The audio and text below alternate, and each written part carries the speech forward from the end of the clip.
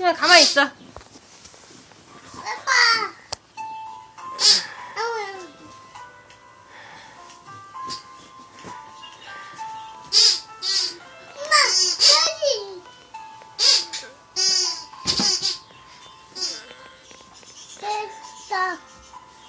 앉아. 엄마 찍어줄게. 앉으세요. 아니야.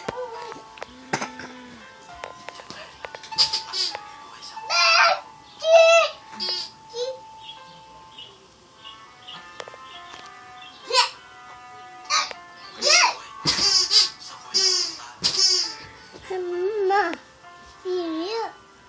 응. 에이.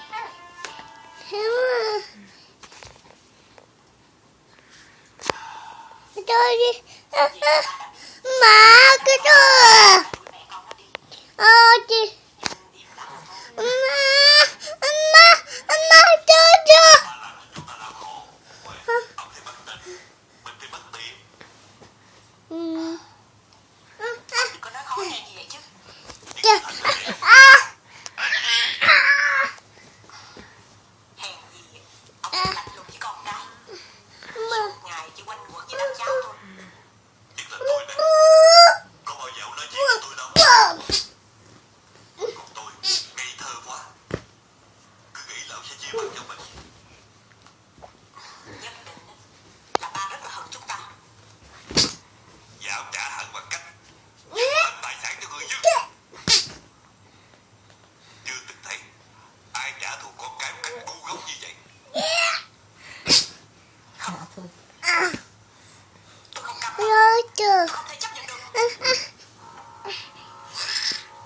Con phải nghe lời tôi.